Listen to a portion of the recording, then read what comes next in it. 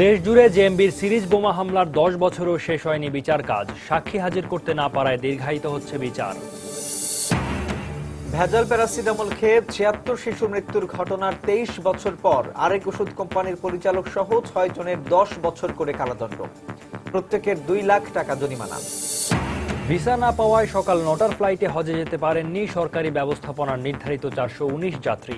দিনভর চরম ভোগান্তি। ফেসবুকে প্রাণনাশের আশঙ্কা করে স্ট্যাটাস দেয়ায় গ্রেপ্তার হওয়া সাংবাদিক প্রবীর শিকদারকে আজই তোলা হবে ফরিদপুর আদালতে। এবং আবারও বাড়ল দ্বিতীয় তিস্তা সড়ক সেতু নির্মাণ কাজের মেয়াদ। ঠিকাদারি প্রতিষ্ঠানের খামখেয়ালিকে দুষছেন এলাকাবাসী। প্রকল্প ব্যয় বাড়বে না আশ্বাস প্রকৌশলীদের।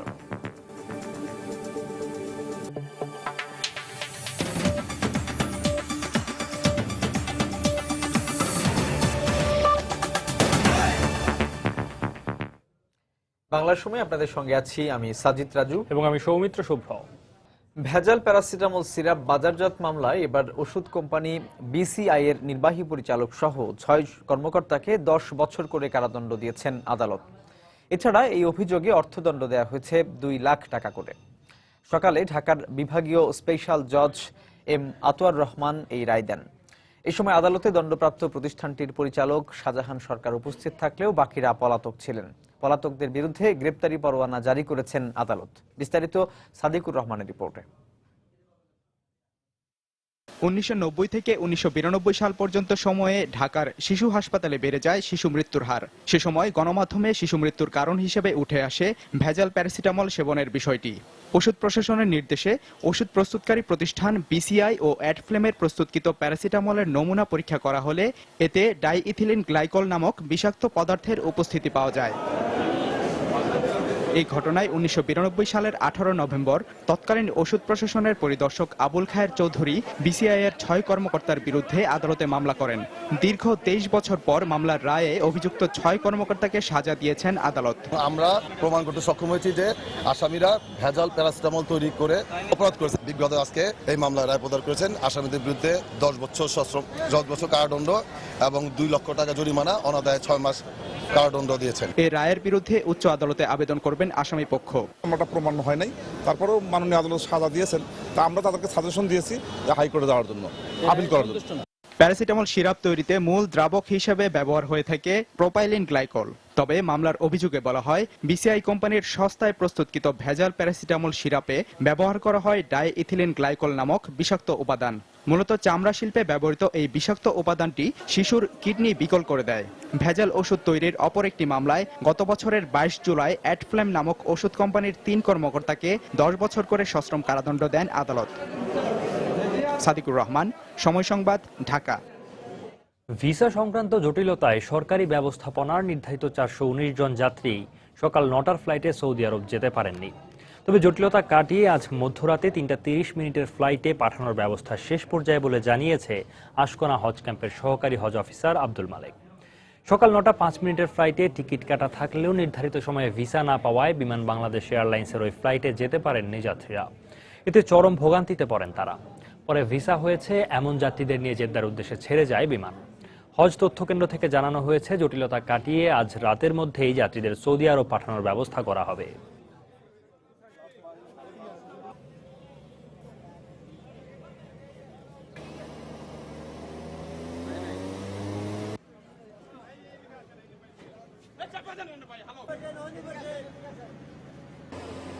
পাসপোর্ট আসে নাই, ভিসা আসে নাই, আমরা যেতে পারিনি আজকে।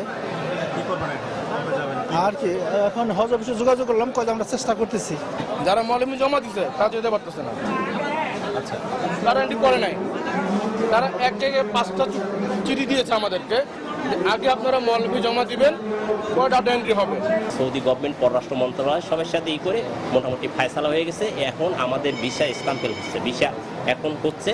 আমার স্যার আমাকে এই কিছুক্ষণ আগে এম্বাসি থেকে ফোন দিছে যে সব আমাদের রাত্র 3:35 ফ্লাইট যেটা আছে ওটার সকল হাজি হজযাত্রী যেন প্রস্তুত থাকে। আমরা 5টার মধ্যে ইনশাআল্লাহ পাসপোর্ট নিয়ে আসতে পারবো। দর্শক, এই মুহূর্তে আশকোনায় আছেন আমাদের রিপোর্টার শেখ জায়েদ। আমরা বিস্তারিত জেনে নিচ্ছি তার কাছ থেকে। জায়েদ।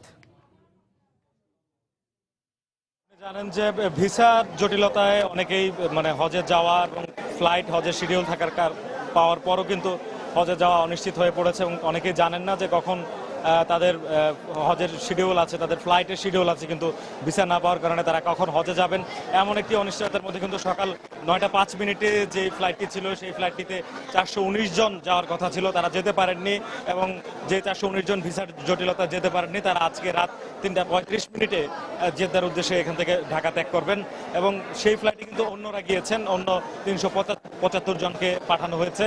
তো এরকম জটিলতা কিন্তু এখনো রয়েছে, যারা কালকে যাবেন বা পরদিন যাবেন, যাদের শিডিউল ঠিক হয়ে গিয়েছে, বিমানের ফ্লাইট ঠিক হয়েছে কিন্তু ভিসা এখনো পাননি এবং সেই বিষয়টি নিয়ে কিন্তু অনিশ্চয়তা রয়ে গেছে। এখানে হজ অফিসে আমি কথা বলেছি, তারা আমাকে যেটি বলেছেন যে সকালে যারা জটিলতায় ছিলেন সেই জটিলতা আপাতত দূর করা হয়েছে এবং বাকি যেগুলো রয়েছে সেগুলো ঠিকঠাক করা হবে এবং তারা আশ্বাস দিয়েছেন যে সবাই যারা হজের জন্য আবেদন করেছেন সবাই যেতে পারবেন। এখান থেকে যেটি বলা হচ্ছে অনলাইনে এই ভিসা আবেদন করার কারণে সেই অনলাইনে কিছু জটিলতা দেখা দিয়েছে এবং সেটির কারণেই মূলত এই ভোগান্তিতে পড়েছেন যারা দূর দূরান্ত থেকে এসেছেন, যেতে পারছেন না, তারা কিন্তু একটা ভোগান্তির মধ্যে রয়েছেন এখানে এবং এই ইসলামের এই পঞ্চম স্তম্ভ হজ পালনের উদ্দেশ্যে তাদের যেই আকাঙ্ক্ষা, যেই মনোবাসনা নিয়ে তারা মক্কা মদিনায় গমন করবেন সেটিতে এক ধরনের বাধা পড়ায় কিন্তু তারা অনেক উদ্বিগ্ন। তবে তাদের প্রত্যাশা এরকম আশ্বাস নয়, বাস্তব কোনো পদক্ষেপ, বাস্তব ভিত্তিক পদক্ষেপ নেবে এই সংশ্লিষ্ট কর্তৃপক্ষ, এমনটাই তারা আশা করছেন। তো রাজু, এই ছিল আশকোনা হজ ক্যাম্প থেকে সবশেষ। আমাদের সহকর্মী শেখ জায়েদ, তিনি হজ গমনেচ্ছু যাত্রীদের যে ভিসা সংক্রান্ত জটিলতা তারই সর্বশেষ খবর আমাদের জানাচ্ছিলেন আশকোনা হজ ক্যাম্প থেকে। তথ্য প্রযুক্তি আইনে রাজধানীর নিজ কার্যালয় থেকে সাংবাদিক প্রবীর শিকদারকে ফরিদপুর জুডিশিয়াল ম্যাজিস্ট্রেট আদালতে তোলা হয়েছে। নিজের মৃত্যুর জন্য কয়েকজন রাজনৈতিক ব্যক্তিত্ব দায়ী থাকবেন, ফেসবুকে এমন স্ট্যাটাস দেয়ায় ফরিদপুরে তার বিরুদ্ধে মামলা দায়ের করা হয়। গ্রেপ্তারের পর তাকে নেওয়া হয় ফরিদপুর কোতোয়ালি থানায়। রিপোর্টার MR আমিন ও ফরিদপুর থেকে সুমন ইসলামের তথ্য ও ছবি নিয়ে ডেস্ক রিপোর্ট। গত 10 আগস্ট প্রাণনাশের আশঙ্কা করে ফেসবুকে স্ট্যাটাস দেন সাংবাদিক প্রবীর শিকদার। স্ট্যাটাসে তিনি তার মৃত্যুর জন্য LGRD মন্ত্রী ইঞ্জিনিয়ার খন্দকার মোশাররফ হোসেন, ধনকুবের মুসা বিন শমশের ও যুদ্ধাপরাধী বাচ্চু রাজাকার দায়ী থাকবেন বলে উল্লেখ করেন। এর পরিপ্রেক্ষিতে রোববার রাতে তার বিরুদ্ধে তথ্য প্রযুক্তি আইনে ফরিদপুর কোতোয়ালি থানায় মামলা করেন অতিরিক্ত সরকারি কৌশলী ও জেলা পূজা উদযাপন পরিষদের উপদেষ্টা স্বপন কুমার পাল। চক্রান্ত আমাদের কাছে মনে হচ্ছে যে তার বিরুদ্ধে একটা গভীর ষড়যন্ত্র হইতেছে এবং এই লেখাটা যারা করবে তাদের ভিতরে একটা উস্কানি তৈরি হবে, তাদের আমার মন্ত্রী, আমার নেতার প্রতি মানুষের একটা ঘৃণা জন্ম নেবে। এই উদ্দেশ্যকে সামনে রেখেই এই ষড়যন্ত্রটা করছে বলে আমার মনে হয়েছে এবং যে কারণে আমি একটা মামলা করছি কোতোয়ালি থানায় প্রবীর শিকদারের বিরুদ্ধে। এদিকে সুনির্দিষ্ট মামলার প্রেক্ষিতেই তাকে গ্রেফতার করা হয়েছে বলে জানিয়েছেন অতিরিক্ত পুলিশ সুপার। প্রবীর শিকদার উনি ওনার নিজস্ব ফেসবুক অ্যাকাউন্টে মাননীয় আমাদের বর্তমান সরকারের একজন মন্ত্রীকে লিখে তার মৃত্যুর কারণ সংক্রান্তে একটু মন্তব্য করেছেন, একটা স্ট্যাটাস দিয়েছেন। ওই স্ট্যাটাসের রেসপেক্টে তথ্য প্রযুক্তি আইনে আমরা ওনাকে গ্রেপ্তার দেখিয়েছি। রোববার সন্ধ্যায় রাজধানীর ফার্মগেটে নিজ অফিস থেকে শেরেবাংলা নগর থানা পুলিশ সাদা পোশাকে প্রবীর শিকদারকে তুলে নিয়ে যায়। পরে তাকে গোয়েন্দা পুলিশের কার্যালয় হয়ে রাত 1টার দিকে ফরিদপুরে নিয়ে যাওয়া হয়। বাবা নিজের জীবন সংকটের জন্য 3 জন মানুষকে দায়ী করে একটা স্ট্যাটাস দিয়েছিল, তো ওনারা সেই স্ট্যাটাসের কপিটাই দেখালেন, দেখিয়ে বললেন যে তাদের আরো জিজ্ঞাসাবাদের প্রয়োজন আছে, এই জন্য তাকে রেখে দেওয়া হবে। প্রবীর শিকদার যুদ্ধাপরাধের সঙ্গে জড়িত ব্যক্তিদের নিয়ে বিভিন্ন গণমাধ্যম ও সামাজিক যোগাযোগ মাধ্যমে লেখালেখি করতেন। তিনি বাংলা 71 ও উত্তরাধিকার 71-এর সম্পাদক ও প্রকাশক হিসেবে দায়িত্ব পালন করছিলেন। তাসমিন আফরোজ, সময় সংবাদ। বাংলা সময় আরো থাকছে। চাঁদপুরের কচুয়ায় শোক দিবসের চাঁদা না পেয়ে শিক্ষক ও শিক্ষার্থীদের ওপর হামলার ঘটনায় আরো 2 জন গ্রেফতার। এবং দিনাজপুরে অনুষ্ঠিত হলো 41 বছরের ঐতিহ্যবাহী মহাস্নান যাত্রা। দেশ বিদেশের হাজারো ভক্তের পদচারণায় মুখর গোটা এলাকা। 2005 সালের 17ই আগস্ট দেশ জুড়ে জেএমবির সিরিজ বোমা হামলার 10 বছর পেরিয়ে গেলেও শেষ হয়নি সবগুলো মামলার বিচার কাজ। কেন বিচারের এই দীর্ঘসূত্রতা? এমন প্রশ্নের উত্তরে মহানগর পিপি জানান, তদন্তকারী সংস্থাগুলো সময়মতো সাক্ষী হাজির করতে না পারায় দীর্ঘায়িত হচ্ছে বিচার কাজ। আর আইনশৃঙ্খলা রক্ষা বাহিনী বলছে সাক্ষীদের অনেকেই ঠিকানা পরিবর্তন করায় সময় মতো হাজির করা যায় না তাদের। খান মোহাম্মদ রুমেলের রিপোর্ট। 2005 সালের 17 আগস্ট মুন্সিগঞ্জ বাদে দেশের 63টি জেলার 503টি স্থানে একযোগে বোমা হামলা চালিয়ে নিজেদের অস্তিত্বের জানান দিয়েছিল জামায়াতুল মুজাহিদিন বাংলাদেশ জেএমবি। মূলত নিজেদের অস্তিত্ব জানান দেয়া, আলোচনায় আসা এবং ভীতি ছড়ানোর উদ্দেশ্যে চালানো হয়েছিল এই বোমা হামলা। প্রতিটি বিস্ফোরণ স্থলে পাওয়া গিয়েছিল জেএমবির লিফলেট। এই ঘটনায় 2 জন মারা গেলেও আহত হয়েছিলেন বহু মানুষ। 17 আগস্ট বোমা হামলার ঘটনায় দেশজুড়ে মামলা হয়েছিল 161টি। এর মধ্যে বিচার কাজ শেষ হওয়া 102টি মামলায় 15 জনকে মৃত্যুদণ্ড, 247 জনকে বিভিন্ন মেয়াদে সাজা এবং খালাস দেওয়া হয়েছে 118 জনকে। আর 660 জন আসামির মধ্যে পলাতক 53 এবং জামিনে রয়েছেন 35 জন। মেইনলি সাক্ষীর কারণে এই বিচারটা হচ্ছে না, সাক্ষীর অনুপস্থিতির কারণে। তো সাক্ষী হয়েছে ওই সময় যারা ঘটনাস্থলের আশেপাশে ছিল, দেখেছে তারা, তো তারা অনেকে ঠিকানা পরিবর্তন করে হয়তো চলে গিয়েছে। যিনি তদন্ত করবেন তার উচিত হবে যে যাকে সাক্ষী মানা হবে তার সেখানে স্থায়ী ঠিকানা এবং তার একটা মোবাইল নাম্বার যদি থাকে সেটা উল্লেখ করতে হবে। সাক্ষী হাজির করার দায়িত্ব অবশ্যই পুলিশের, পুলিশ এই কাজটি করেও থাকে। গত কয়েক বছরে জেএমবির শীর্ষ পর্যায়ের বেশিরভাগ নেতার বিচার কাজ শেষ ও রায় কার্যকর হলেও এখনো তৎপর এই জঙ্গি সংগঠনটি। সুযোগ পেলে তারা আবারও ভয়ঙ্কর হয়ে উঠতে পারে বলে মত র‍্যাব পুলিশের। জঙ্গিবাদ যাতে পুনরায় এদেশে মাথা চাড়া দিয়ে না উঠতে পারে সে ব্যাপারে সব রকমের পদক্ষেপ আমরা গ্রহণ করছি এবং আমরা বিশ্বাস করি যে জেএমবির মতন সংগঠন যারা এক সময় যে সারা দেশে যেভাবে নাশকতার সৃষ্টি করেছিল তাদের পক্ষে পুনরায় আবার এরকম নাশকতা করা সম্ভব নয়। তারা আরো বলেন, জঙ্গিবাদ বিষয়ে বর্তমান সরকার জিরো টলারেন্স নীতিতে রয়েছে, তবে বৈশ্বিক প্রেক্ষাপটে জঙ্গিবাদের বিস্তারে তারা নতুন করে উৎসাহিত হতে পারে। খান মোহাম্মদ রুমেল, সময় সংবাদ, ঢাকা। এদিকে চট্টগ্রামে নিষিদ্ধ ঘোষিত জঙ্গি সংগঠন জামাতুল মুজাহিদিন বাংলাদেশ জেএমবির 35 সক্রিয় সদস্যকে আইনের আওতায় আনা যায়নি। 2005 সালে মহানগরীর বিভিন্ন স্থানে বোমা বিস্ফোরণ এবং আত্মঘাতী বোমা হামলার সঙ্গে জড়িত এই জঙ্গি সদস্যদের নাম পাওয়া গেলেও বিস্তারিত ঠিকানা না পাওয়ায় তারা ধরাছোঁয়ার বাইরে রয়ে গেছেন। এই অবস্থায় তারা অন্য কোনো সংগঠনের সঙ্গে জড়িয়ে পড়ছে কিনা তা নিয়েও শঙ্কা দেখা দিয়েছে। কমলদের রিপোর্ট।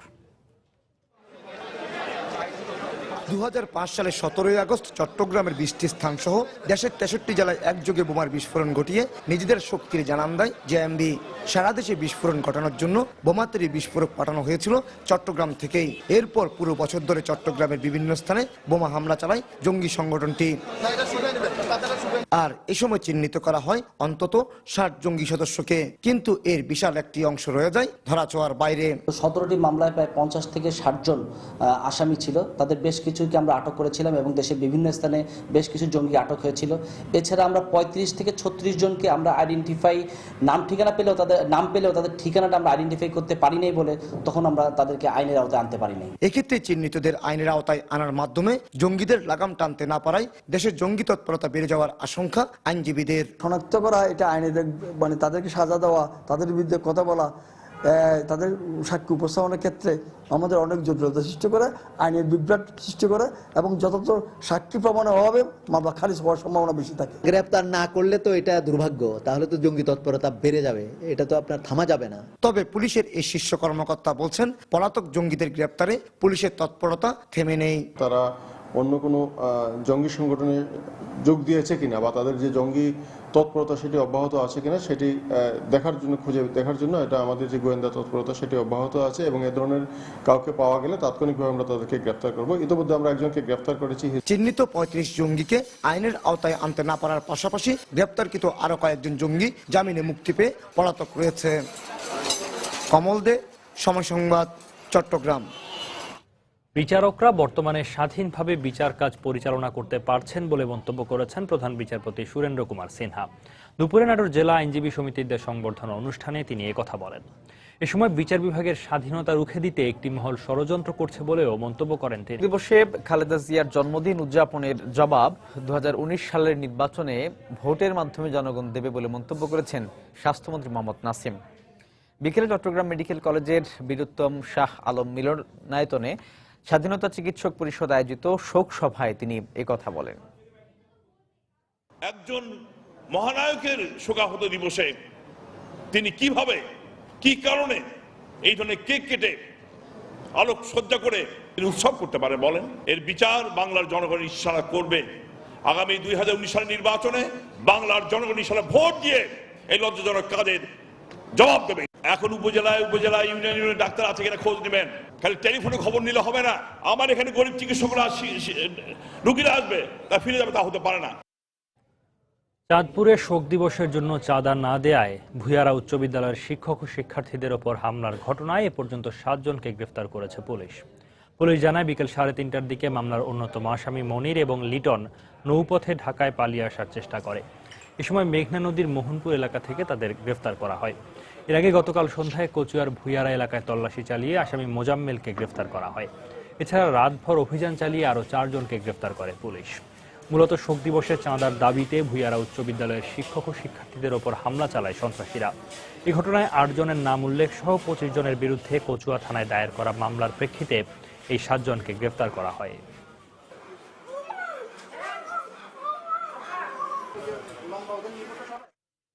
কুমিল্লায় মাদক ব্যবসাকে কেন্দ্র করে দুপক্ষের সংঘর্ষে শিশু গুলিবিদ্ধ হওয়ার ঘটনায় এখনো অভিযুক্ত কাউকে গ্রেপ্তার করতে পারেনি পুলিশ। এদিকে জেলা প্রশাসনের পক্ষ থেকে আহত শিশু হৃদয়ের চিকিৎসার দায়িত্ব নেওয়া সহ তার পরিবারকে 10,000 টাকা আর্থিক অনুদান দেওয়া হয়।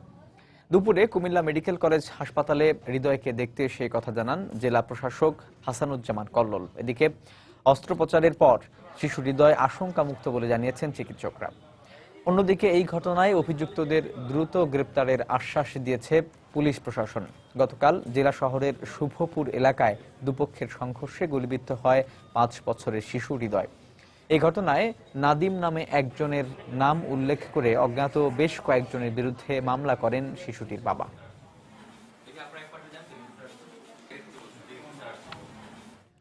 চট্টগ্রামের আকবরশাহ এলাকায় গুলিতে আলাউদ্দিন আলো নামে একজন নিহত হয়েছেন।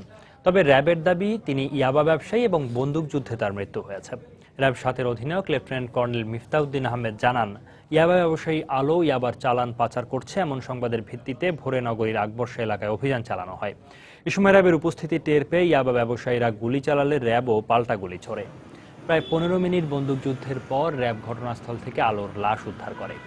র্যাব জানায় এর আগে গত বছর 5 লাখ পিস ইয়াবা এবং 19 লাখ টাকা সহ আলোকে আটক করে র্যাব। পরে জামিনে এসে আবারও ইয়াবা ব্যবসায় জড়িয়ে পড়ে সে।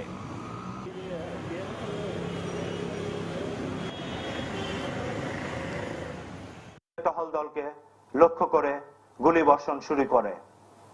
এর এক পর্যায়ে আত্মরক্ষা ও সরকারি জানমাল রক্ষার্থে র্যাবও গাড়িটিকে লক্ষ্য করে পাল্টা গুলিবর্ষণ করে। উভয় পক্ষের গুলি বিনিময়ের এক পর্যায়ে পিকআপটি চট্টগ্রাম শহর অভিমুখে পালিয়ে যায়। ঘটনাস্থলে গিয়ে একজন ব্যক্তিকে গুলিবিদ্ধ অবস্থায় পাওয়া যায় এবং গুলিবিদ্ধ ব্যক্তিকে আকবরশাহ থানা টহল পুলিশের সহায়তায় চট্টগ্রাম মেডিকেল কলেজ হাসপাতালে নিয়ে গেলে কর্তব্যরত চিকিৎসক তাকে মৃত ঘোষণা করেন। নেত্রকোনায় স্ত্রীকে হত্যার দায়ে স্বামীর মৃত্যুদণ্ডের আদেশ দিয়েছেন আদালত। সকালে জেলার অতিরিক্ত দায়রা জজ আদালতের বিচারক মোহাম্মদ আব্দুল হামিদ এই রায় দেন। মামলার বিবরণীতে জানা যায় 2005 সালের 2রা নভেম্বর কলমাকান্দা উপজেলার গোবিন্দপুর গ্রামে পারিবারিক কলহের জের ধরে স্ত্রী হালিমা খাতুনকে কুড়াল দিয়ে কুপিয়ে হত্যা করে স্বামী পরশ আলী। এই ঘটনায় ছেলে মতি মিয়া বাদী হয়ে বাবা পরশ আলীকে প্রধান আসামি করে একটি মামলা দায়ের করেন।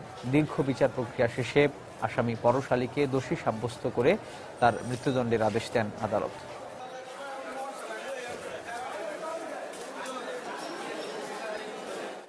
বরিশালে স্ত্রীকে শ্বাসরোধ করে হত্যার ঘটনায় স্বামী মোহাম্মদ শাহ আলম হাওলাদারকে মৃত্যুদণ্ডাদেশ দিয়েছেন আদালত।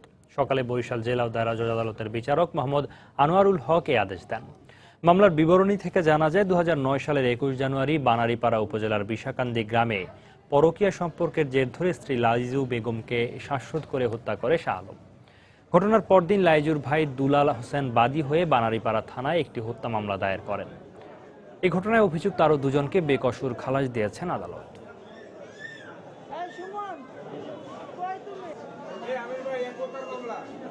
বিচারে রাষ্ট্রপক্ষ 13 জন সাক্ষীর মধ্যে মোট 10 জন সাক্ষীকে উপস্থাপন করে এবং বিজ্ঞ আদালতের সাক্ষী প্রমাণ গ্রহণ শেষে তিনি যথাযথভাবে আসামির বিরুদ্ধে অভিযোগ প্রমাণিত হয় তিনি আসামিকে অর্ধ মৃত্যুদণ্ড প্রদান করে। অবিরাম বৃষ্টি আর পাহাড়ি ঢলে জলাবদ্ধতায় কুমিল্লার 5টি উপজেলার 215 হেক্টর ক্ষেতের সবজি নষ্ট হয়ে গেছে। এতে লাখ লাখ টাকা ক্ষতির মুখে পড়েছেন সবজি চাষিরা। এই অবস্থায় কৃষকদের সহায়তায় ক্ষতিগ্রস্তদের তালিকা করে ইতিমধ্যেই মন্ত্রণালয়ে পাঠানো হয়েছে বলে জানিয়েছে কৃষি বিভাগ। কুমিল্লা প্রতিনিধি বাহার রায়হানের তথ্য ও ছবি নিয়ে ডেস্ক রিপোর্ট। অতিরিক্ত বৃষ্টির কারণে জলাবদ্ধতা সৃষ্টি হয়ে কুমিল্লা, চান্দিনা, বুড়িচং, সদর দক্ষিণ, ব্রাহ্মণপাড়া ও বরুড়া উপজেলার 215 হেক্টর সবজির ক্ষেত নষ্ট হয়ে গেছে। চাষিদের দাবি, পচে গেছে বেগুন, ঝিঙ্গা, কাঁচা মরিচ, শসা ও লাউ সহ কয়েক কোটি টাকার সবজি। এতে চরম আর্থিক ক্ষতির মুখে পড়েছেন কৃষকেরা। বিরাট এই লোকসান কাটাতে সরকারি সহযোগিতা চেয়েছেন তারা। শশিলা আছি 15-16 শতক জায়গা, 5000 টাকা খরচ করছি। ও না আমার জমিগুলো মার গেছে। আমরা 20-30 হাজার টাকার মতন পুঁজি গেছে, বৃষ্টি সবকিছু শেষ হয়ে গেছে। সারা দেশে এখান থেকে আমরা তরকারি সাপ্লাই হই। এখন যে বৃষ্টি হয়েছে, যে নষ্ট হয়েছে, এই নষ্ট মনে করেন যে গৃহস্থ যে মানে আর উড়ার মতন আর কোনো ইয়ে নাই, তার সাধ্য নাই। এখন যদি সরকার কিছু সহযোগিতা করে তাহলে আমরা বাকি আবার ক্ষেত ফসল ফলাইতে পারবো না। আমরা ফসল ফলানোর মতো আমাদের হাতে কোনো টাকা পয়সা নাই। তবে ইতিমধ্যে ক্ষতিগ্রস্ত কৃষকদের তালিকা করে মন্ত্রণালয়ে পাঠানো হয়েছে বলে জানিয়েছেন কৃষি সম্প্রসারণ অধিদপ্তরের কর্মকর্তা। ক্ষতিগ্রস্ত কৃষকদেরকে আমরা আগাম শীতকালীন সবজি করার জন্য উদ্বুদ্ধ করছি এবং বিভিন্ন রকমভাবে তাদেরকে পরামর্শ, প্রশিক্ষণ দিচ্ছি এবং এই ব্যাপারে আমরা মন্ত্রণালয়ে প্রতিবেদনও দাখিল করেছি। সরকারি তরফ থেকে যদি কোনো আমাদের এই বিষয়ে কোনো সহায়তা আসে আমরা সেগুলি উপস্থিত করতে পারবো। গত বছর এ জেলায় বর্ষা মৌসুমে 450 মিলিমিটার বৃষ্টিপাত হলেও এ বছর 607 মিলিমিটার বৃষ্টিপাত রেকর্ড করা হয়েছে। সময় সংবাদ, কুমিল্লা। চট্টগ্রামে একটি টাইলস প্রতিষ্ঠানের কর্মচারীর কাছ থেকে 10 লাখ টাকা ছিনতাইয়ের অভিযোগ উঠেছে। দুপুরে শহরের রাইফেল ক্লাব এলাকায় এ ঘটনা ঘটে। পুলিশ জানায়, দুপুরে কর্ণফুলী এজেন্সি নামে একটি টাইলস প্রতিষ্ঠানের কর্মচারী মঈনুদ্দিন ইউনাইটেড কমার্শিয়াল ব্যাংকের শাখা থেকে 10 লাখ টাকা তোলেন। টাকা নিয়ে বের হওয়ার কিছুক্ষণ পরই 7 থেকে 8 জন যুবক তাকে ঘিরে ধরে। এ সময় তার কাছে থাকা টাকার ব্যাগটি ছিনিয়ে নিয়ে দ্রুত পালিয়ে যায় তারা। পরে থানায় গিয়ে এই বিষয়ে পুলিশের কাছে অভিযোগ করেন মঈনুদ্দিন।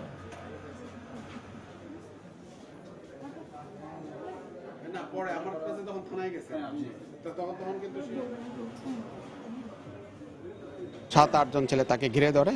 তখন ওই গিরের মধ্যে থেকে তার কাছে একটা টাকা সহ 10 লাখ টাকা সহ একটা ব্যাগ ছিল। ওই ব্যাগটা নিয়ে যাওয়ার একটা অভিযোগ আমরা পেয়েছি। আমরা ব্যাংকে এসেছি, ওইখান থেকে যে টাকা উত্তোলনের বিষয়টা আমরা নিশ্চিত হয়েছি। আমরা পরবর্তী পদক্ষেপ আরও জিজ্ঞাসাবাদ, ভিকটিমকে জিজ্ঞাসাবাদ করে প্রয়োজনীয় ব্যবস্থা আমরা গ্রহণ করব। ঠাকুরগাঁওয়ে জেলা জামাত ইসলামের আমির মাওলানা আব্দুল হাকিমকে গ্রেপ্তার করেছে পুলিশ। নাশকতা পরিকল্পনার অভিযোগে গত রাত 2টার দিকে শহরের হাজিপাড়া এলাকায় আব্দুল হাকিমের বাসায় অভিযান চালিয়ে তাকে গ্রেপ্তার করা হয়। পরে দুপুরে তাকে আদালতে নিয়ে যাওয়া হয়। আদালত তাকে কারাগারে পাঠানোর নির্দেশ দেন। তার বিরুদ্ধে 5 জানুয়ারি নির্বাচন পরবর্তী আন্দোলনে গাড়ি পোড়ানো সহ নাশকতার বেশ কয়েকটি মামলা রয়েছে বলে জানিয়েছে পুলিশ।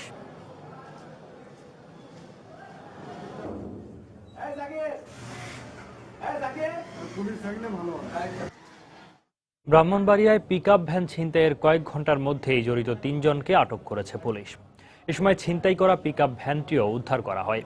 পুলিশ জানায়, ভোর 4টার দিকে সরাইল উপজেলার বেরতলা এলাকায় মাধবপুরগামী একটি পিকআপ ভ্যানের গতিরোধ করে এর চালককে অস্ত্রের মুখে জিম্মি করে ছিনতাইকারীরা।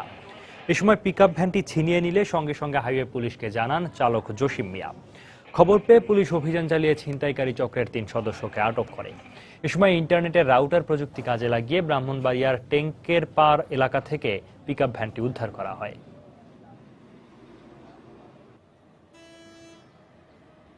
আমার পিছনের ব্যাগ ডাল ফালাই দিছিল, দিয়ে আসে তারা পরে একজন লোক এসে আমার ডান সাইডে এসে গেট নিয়ে উঠিয়া ফট করে আমার গলা ছুরি ধরলো। কি আছে সব কিছু দিয়ে যায়, আমার 15 লাখ টাকা দরকার। এই কথা কয়ে সেরিয়া আমার মানে যা টাকা পয়সা আছে, মোবাইল টোবাইল যা আছে, এলপারে মোবাইল টোবাইল যা আছে সম্পূর্ণ দিয়ে দিচ্ছি। তারপর আমার কাছে গাড়িটা আপনার সরাইলে মুড়ে নিয়ে রাখবে, তুই পরে নিয়ে যাইস, তুই আইটিয়া। গোপন সংবাদের ভিত্তিতে আমরা জানতে পারি যে মহাসড়কের পাশেই এক জায়গায় 4-5 জন লোক গাড়ি, একটা প্রাইভেট কারের ভিতরে মাদক গ্রহণ করতেছে। আমাদের পার্টি ওখানে গিয়ে ওদের 4 জনকে আটক করে নিয়ে আসে। পরবর্তীতে ড্রাইভার, ছিনতাইকৃত গাড়ির ড্রাইভার এসে ওদেরকে শনাক্ত করে।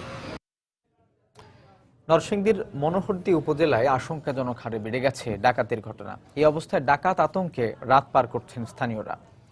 ডাকাতি প্রতিরোধে রাত জেগে পাহারা দিচ্ছেন এলাকাবাসী। গত 2 মাসে এই উপজেলায় কমপক্ষে 25টি ডাকাতির ঘটনা ঘটলেও পুলিশের হিসেবে এই সংখ্যা মাত্র 3টি। আশিকুর রহমান পিয়ালের পাঠানো তথ্য ও কাউসার আহমেদের ছবি নিয়ে ডেস্ক রিপোর্ট। নরসিংদীর মনোহরদী উপজেলায় হঠাৎ করেই বেড়ে গেছে বাসা বাড়িতে ডাকাতির ঘটনা।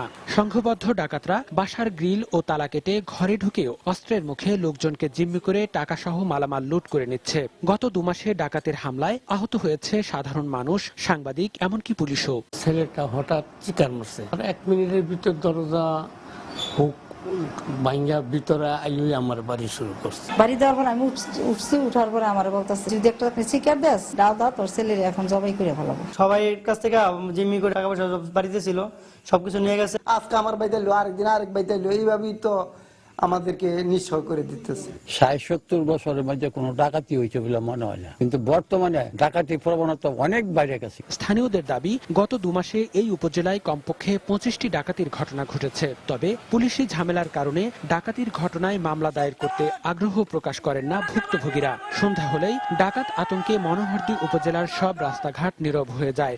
ডাকাত দমনে পুলিশের সহযোগিতা না পেয়ে নিজেরাই এখন রাত জেগে গ্রামে গ্রামে পাহারা দিচ্ছেন স্থানীয়রা। চেয়ারম্যান সাহেব অর্ডার দিছে যে তোমরা নিজেরা নিজেদের এলাকা জনগণকে নিয়ে পাহারার ব্যবস্থা করো। পাহারা চলতেছে আজকে 2.5 মাস যাবত। এর মাঝে কোনো রাত আমরা আতঙ্কে ঘুমাইতে পারি না। যতটুকু প্রশাসনের সহযোগিতা দরকার তার কিছুই পাইতেছি না। তবে পুলিশের দায়িত্বে অবহেলার অভিযোগ অস্বীকার করে জেলা পুলিশ সুপার জানালেন, ডাকাতি বন্ধে প্রয়োজনীয় ব্যবস্থা গ্রহণ করা হচ্ছে। 3টা মামলা হয়েছে এবং 2টা মামলায় গ্রেপ্তার আছে। বর্ডারিং এলাকা হওয়াতে এবং বিচ্ছিন্নভাবে বাড়িগুলি থাকাতে আসলে ডাকাতরা এখানে ডাকাতির ঘটনা বেশি হচ্ছে। এলাকাগুলি আমরা আইডেন্টিফাই করছি, সেখানে তদন্ত কেন্দ্রের আমরা প্রস্তাব পাঠাবো স্বরাষ্ট্র মন্ত্রণালয়ে। সবশেষ গত 11 আগস্ট উপজেলার লেবুতলায় একজন ব্যবসায়ী ও একজন প্রবাসীর বাড়িতে ডাকাতির ঘটনা ঘটে। এতে 2 জন আহত এবং 5 লাখ টাকার মালামাল লুট করে নিয়ে যায় ডাকাতরা। সময় সংবাদ, নরসিংদী। হরতাল, অবরোধ সহ নানা অজুহাতে দ্বিতীয় তিস্তা সড়ক সেতু নির্মাণ কাজের মেয়াদ আবারও বাড়ল। এতে রংপুর ও লালমনিরহাট জেলার কয়েক লাখ মানুষের মনে ক্ষোভের সঞ্চার হয়েছে। এলাকাবাসী বলছেন, ঠিকাদারি প্রতিষ্ঠান এবং নির্মাণ তদারকি সংস্থার খামখেয়ালির কারণেই দুর্ভোগ বাড়ছে। ঠিকাদার প্রতিষ্ঠান বিলম্বের কথা স্বীকার করে বর্ধিত সময়ের মধ্যেই কাজ শেষ করার আশ্বাস দেন। শাকিল মাহমুদের ক্যামেরায় মানিক সরকারের রিপোর্ট। এই তিস্তার একদিকে রংপুর, অন্যদিকে লালমনিরহাট জেলা। এই 2 জেলার মানুষের মাঝে এক নিবিড় নিরবিচ্ছিন্ন যোগাযোগ গড়ে তুলতেই নেওয়া হয় দ্বিতীয় তিস্তা সড়ক সেতু নির্মাণের উদ্যোগ। কিন্তু বারবার সময় বাড়িয়েও সঠিক সময়ে নির্মাণ কাজ শেষ করতে না পারায় এখনো খেয়া নৌকাই তাদের একমাত্র ভরসা। এতে চরম ক্ষোভের পাশাপাশি হতাশ 2 জেলার হাজার হাজার মানুষ। ব্রিজের কাজ যেটা সময় দিয়েছিল প্রথমে, সে কাজ তো নাই। এখন মনে করো 26 মাসের কথা কয়, এখন 52 মাস হয়ে যাইতেছে। ঠিকাদার প্রতিষ্ঠান তারা বিভিন্ন অসুবিধার কথা বলতেছে, যে দ্রব্যমূল্য, তাদের বাল্ব ম্যাটেরিয়ালসের দাম বেশি। এই সেতু নির্মিত হলে পাল্টে যাবে এখানকার শিক্ষা, চিকিৎসা, ব্যবসা বাণিজ্য ছাড়াও আর্থ সামাজিক ও অর্থনৈতিক চিত্র। ব্রিজটা কমপ্লিট হলে লোকজন খুব সহজেই রংপুর চলাচল যাতায়াত ব্যবস্থা খুব ভালো হবে। যারা নদী পারাপার করছে তাদের সবার ইচ্ছা যে এইটা ব্রিজ যেন তাড়াতাড়ি কমপ্লিট করা হোক। ব্রিজটা দ্রুত হলে আমরা গাড়ি পারাপার স্বাচ্ছন্দ্য পারাপার করতে পারবো। তবে ঠিকাদার প্রতিষ্ঠান বিগত দিনের হরতাল অবরোধের কারণে বিলম্বের কথা স্বীকার করে বর্ধিত এ সময়ের মধ্যেই কাজ শেষ হবার কথা জানান। লোকাল রাস্তাঘাটের কিছু সমস্যা থাকার কারণেও বাজার উচ্ছেদের কিছু বিষয় ছিল, আর নদীর কিছুটা সমস্যা আছে। নদীতে হঠাৎ অনেক ফ্লাড চলে আসার কারণে নদীর মধ্যেকার কাজগুলো বিঘ্নিত হয়েছে। 85টা গার্ডার আছে, তার মধ্যে 11টা হয়ে গেছে, 5টা আমরা বসায় ফেলেছি এবং এটা আপনার প্রতি 15-20 দিনের মধ্যে একটা স্প্যান কাজ শেষ হয়ে যাবে। নির্মাণ কাজ তদারককারী প্রকৌশলী বলছেন, ইতোমধ্যে প্রকল্পের 65% কাজ শেষ হয়েছে। আর এ কাজে সময় ক্ষেপণ হলেও প্রকল্পের ব্যয় বৃদ্ধি পাবে না। 2014 সালের জুন পর্যন্ত এটার ব্রিজের নির্মাণকাল ধরা ছিল, কিন্তু সংযোগ সড়ক না থাকায় মালামাল পরিবহনে কিছুটা বিঘ্ন ঘটে, যার ফলে সংযোগ সড়ক প্রস্তুত করে এই ব্রিজের কাজ শুরু করতে হয়। সে কারণে নির্ধারিত সময় এটা সমাপ্ত করা সম্ভব হয় নাই। 850 মিটার দৈর্ঘ্য এবং 9.6 মিটার প্রস্থের এই সেতুটি নির্মাণে ব্যয় ধরা হয়েছে 121 কোটি 65 লাখ টাকা। মানিক সরকার, সময় সংবাদ, রংপুর। জামালপুরে যুদ্ধাহত মুক্তিযোদ্ধাদের গ্যাজেট প্রকাশের দাবিতে মানববন্ধন করেছেন যুদ্ধাহত মুক্তিযোদ্ধারা। সকালে জেলার জেল রোডে এই কর্মসূচি পালন করা হয়। এই সময় তারা অতি দ্রুত তাদের গ্যাজেট প্রকাশের দাবি জানান। তারা অভিযোগ করেন, দীর্ঘদিন ধরে গ্যাজেট প্রকাশের দাবি জানানো হলেও প্রশাসন থেকে এখনো কোনো কার্যক্রম হাতে নেওয়া হয়নি। এতে তারা তাদের ন্যায্য ভাতা থেকেও বঞ্চিত হচ্ছেন। পরে মানববন্ধন শেষে জেলা প্রশাসকের মাধ্যমে প্রধানমন্ত্রী বরাবর স্মারকলিপি পাঠানো হয়।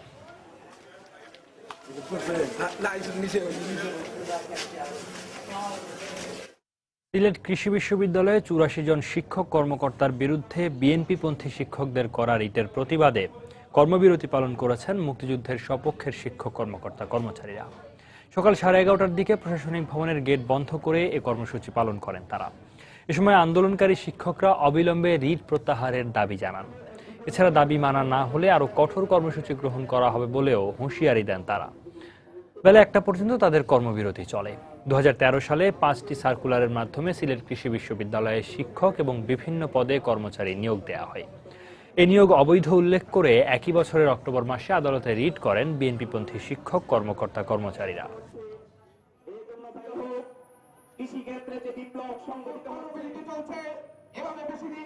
যেহেতু আপনারা রিটের যেই আইনের আওতায় রিট করেছেন সেই আইনের সুবিধা আপনারা নিচ্ছেন, আবার আরেকজনকে বঞ্চিত করার চেষ্টা করছেন, সেটা হতে দেওয়া যায় না। তারা এমন এক জায়গায় আসতে হবে যাতে তারা মামলা প্রত্যাহার করে তারাও প্রমাণ করুক যে আমরা শিক্ষার একজন সহযোগী।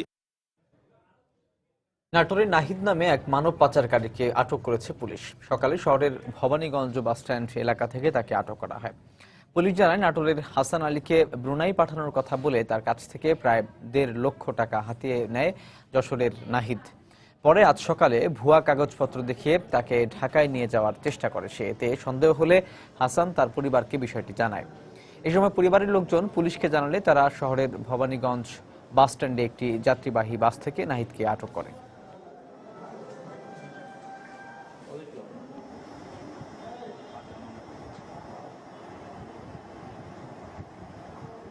হাসানকে উদ্ধার করা হয়েছে এবং তাকে পাচার করাকালীন অবস্থায় নাহিদ নামের যশোরের বাড়ি নাহিদ নামের একজনকে অ্যারেস্ট করা হয়েছে। এই সংক্রান্তে মানব পাচার আইনে আইনগত ব্যবস্থা গ্রহণ করা হয়েছে।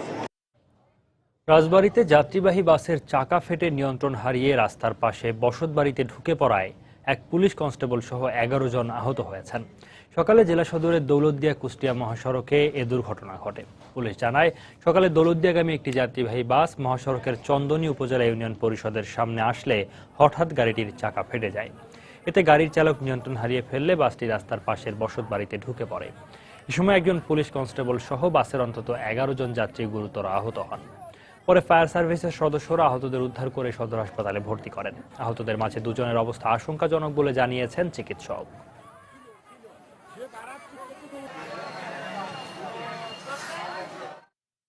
বঙ্গবন্ধু শাহাদাত বার্ষিকী উপলক্ষে শরীয়তপুর র্যালি ও আলোচনা সভা অনুষ্ঠিত হয়েছে। সকাল 8টার দিকে গোসাইরহাট উপজেলার শামসুর রহমান বিশ্ববিদ্যালয় কলেজে এই কর্মসূচির আয়োজন করা হয়। এতে প্রধান অতিথি হিসেবে উপস্থিত ছিলেন শরীয়তপুর 3 আসনের সংসদ সদস্য নাহিম রাজ্জাক। আলোচনা সভার শেষে কলেজের শিক্ষার্থীদের মাঝে বঙ্গবন্ধুর জীবনী গ্রন্থ উপহার দেওয়া হয়। এর আগে কলেজ ক্যাম্পাস থেকে একটি শোক র্যালি বের করা হয়। পাহাড় সমতল উপকূলে গাছ লাগাই সবাই মিলে স্লোগানে কুষ্টিয়া ও চুয়াডাঙ্গায় শুরু হয়েছে সপ্তাহব্যাপী বৃক্ষরোপণ অভিযান ও বৃক্ষ মেলা। সকালে কুষ্টিয়া প্রশাসক কার্যালয় চত্বরে বৃক্ষ মেলার উদ্বোধন করেন জেলা প্রশাসক সৈয়দ বেলাল হোসেন। পরে তিনি মেলার 28টি স্টল ঘুরে দেখেন। এ সময় তার সঙ্গে প্রশাসনের ঊর্ধ্বতন কর্মকর্তারাও উপস্থিত ছিলেন।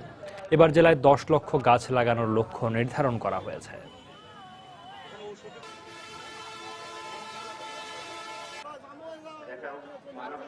জেলা প্রশাসন, সামাজিক বন বিভাগ ও কৃষি সম্প্রসারণ অধিদপ্তরের উদ্যোগে চুয়াডাঙ্গায় বৃক্ষমেলা উপলক্ষে এক বর্ণাঢ্য র্যালির আয়োজন করা হয়। র্যালিটি শহরের বিভিন্ন সড়ক প্রদক্ষিণ করে জেলা শিল্পকলা একাডেমিতে এসে শেষ হয়। পরে আনুষ্ঠানিকভাবে মেলার উদ্বোধন করেন জাতীয় সংসদের হুইপ সোলাইমান হক জোয়ারদার।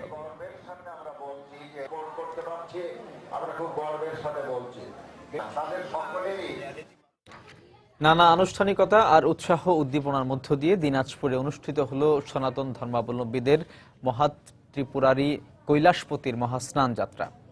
2 দিনব্যাপী এই স্নান যাত্রায় দেশ বিদেশের হাজার ভক্ত ও পুণ্যার্থী অংশ নেন। 41 বছর ধরে দিনাজপুরে এই ধর্মীয় উৎসব অনুষ্ঠিত হয়ে আসছে। গোলাম নবী দুলালের পাঠানো তথ্য ও মসজিদ আলম শিমুরের ছবি নিয়ে ডেস্ক রিপোর্ট।